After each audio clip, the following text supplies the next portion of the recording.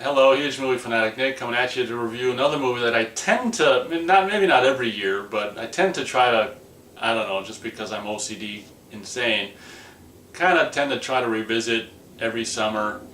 I mean, it's only like 90 minutes of the summer, so it doesn't really, pardon me, matter. Well, I guess when you add other movies to the roster, like Summer Rental and Vacation and stuff like that, it adds up. But anyway, I'm coming at you to review the movie from, I think, like 1988 or something like that. John Hughes wrote it, if I'm not mistaken. Movie by the name of The Great Outdoors, which has an absolutely fantastic painted, back in the day when they used to do these absolutely fantastic, they used to have these, these guys paint these absolutely amazing paintings for these movies. It's got a fantastic poster art for this movie, and I think, yeah, I do think, yeah, this is on Blu-ray, although I don't feel the need to really buy it on Blu-ray because the DVD looks, absolutely fantastic, upscaled, so I don't have the need to buy the Blu-ray for anything over like $3. And I don't really, another reason is because I don't particularly love this movie. I mean, I saw it probably on video not long after it came out on video because my dad and I were both a fan of John Candy. We thought he was just a kind of a, he always played just kind of wholesome parts and was never so much of a, like an asshole like so many funny people, could tend to be or can be. He's just always just kind of a humble guy, and I can't speak for my dad, but I mean that's something I always liked about John Candy. He was just so just likable on screen. And this movie is, I guess for me, I mean, although I like Dan Aykroyd too, I think Dan Aykroyd's character in this movie, in my opinion, is kind of annoying. This movie's basically about, again, um, kind of like Summer Rental Part 2 in a way. John Candy and his family, which are what? Comprised of, I think, I think he's just got, I think his family's just got two sons, right? An older and a younger. And then, so they basically go out up to this cabin and rent it for who knows how long. I don't know if they specify or whatever. But, the movie's kind of okay.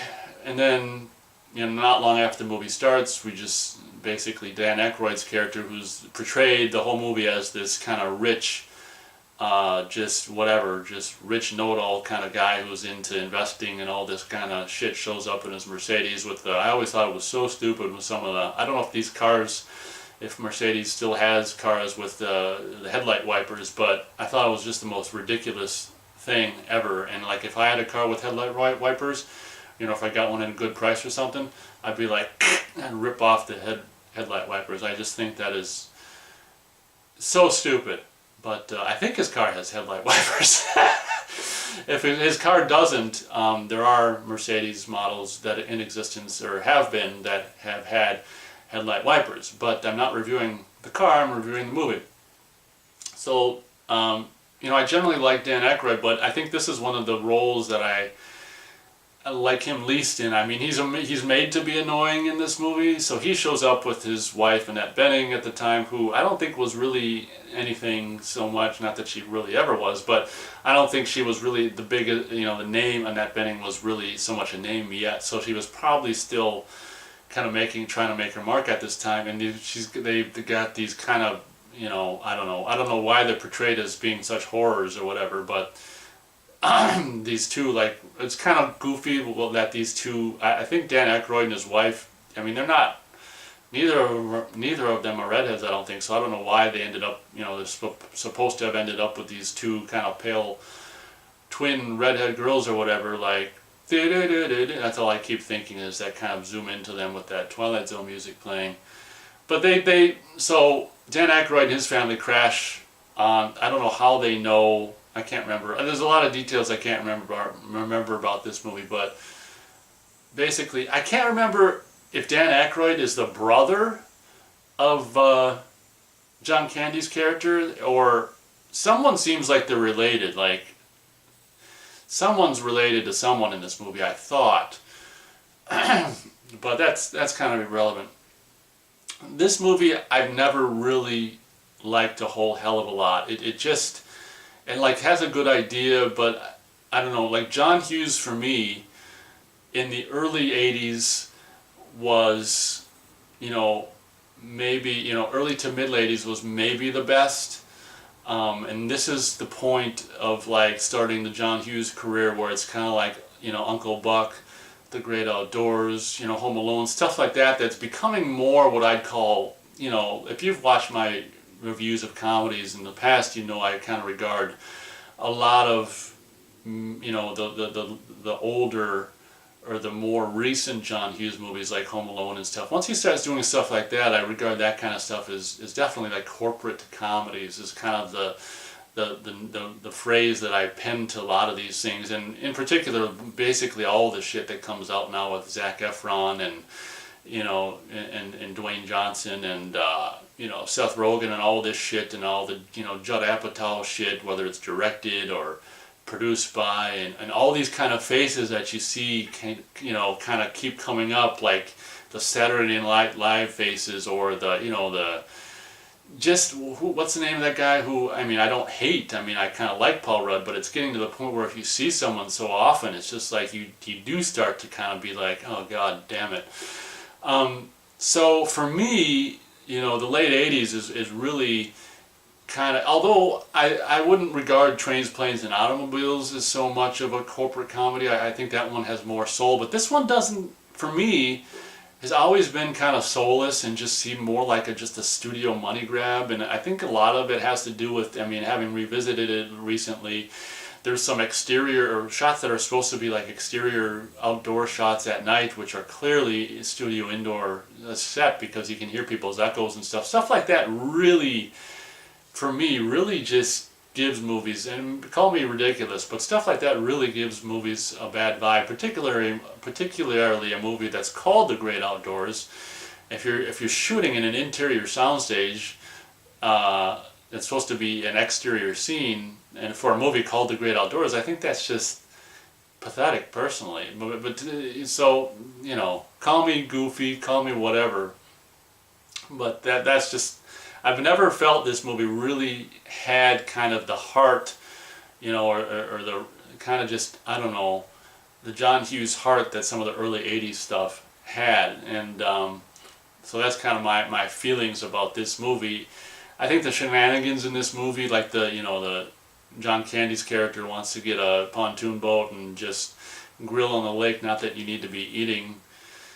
That's another thing that's unfortunate about this movie. If you compare his, you know, like physique compared to like just years prior in Summer Rental, it's like, oh my gosh, you know, I did some research after watching these movies, and it's like, I think he was purported to have reached like 300 pounds or whatever, and just like, holy Toledo. So it's just kind of, I don't know why, you know, I don't know that you even put that line in there, like he'd grill out, you know, take the grill out onto the pontoon like you need to be eating all the time. But this movie's never really done anything for me. Ironically, having rewatched it recently, I think the best part about the movie is John Candy's basically kind of whatever. It's not a campfire, but it's a fireplace tale of the bald-headed bear tale. I think when he goes around and turns off the lights and he tells this story, I think that for me is the highlight of the movie, because he does it so well.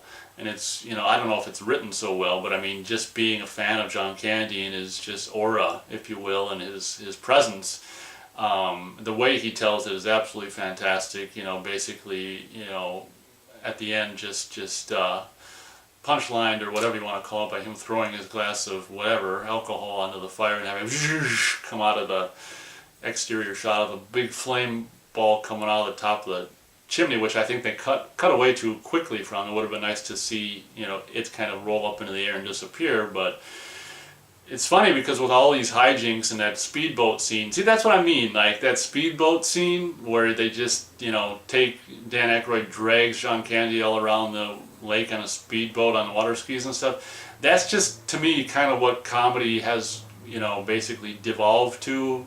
Just kind of just slapstick, just crap, whatever nonsense and stuff. It's got, you know, this movie's definitely got some, you know, great John Candy moments, and, you know, probably, I can't really remember any, but I mean, I can remember there being just some John Candy moments and some things that make you kind of go chuckle or whatever, but just like things like feeding the bear and the raccoons, ba-ba-ba-boom, or whatever the hell bullshit, and the raccoons coming, and, you know, you got subtitles for the raccoons, and just things like, I'm surprised John Candy went along with things like that big, huge, eat the whole big steak thing and win a whatever free meal your family eats for free. That seems just like, oh my God, they're really just pushing this kind of John Candy being just a piggo, and I'm surprised he let himself, be portrayed like that, to be honest. But I guess, to be fair, I mean, is it so, is it a lie? I don't know, not really, because he was obviously more of a larger set guy, so yeah.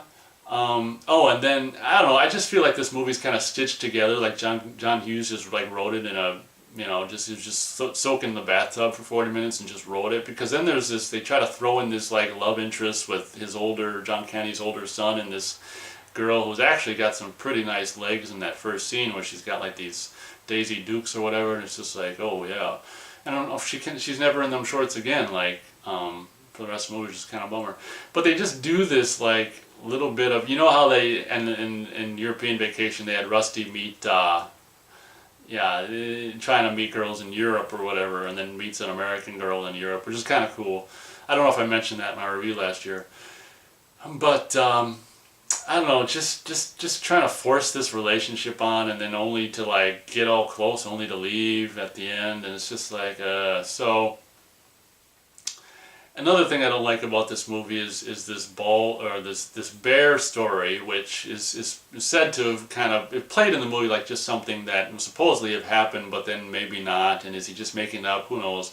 So, at the end of the day, we find out that this bald-headed bear is out in the woods and does come around, only to have some bald-headed bear it's just kind of just dumb, this part of the movie, the last third of this movie, where it's just like Dan Aykroyd's daughters get trapped in this hole, and it just, it's just so, to me this movie is just, getting back to soullessness. I mean, it just kind of goes by the numbers, and just like, okay, here's the scene where the daughters have to get into peril, so for no reason, any good reason, they go wander off at night in the rainstorm and fall into this hole, so they have to be rescued, and it's just like, and then comes the, the bald-headed bear, I think, is trapped down there too, and because of the rope, to save the girls, the bear's able to crawl out, and oh, here comes a bald-headed bear, only to be, shot in the ass and the hair removed from the ass, and this kind of humor, about shooting a bear in the ass and making it all bald ass.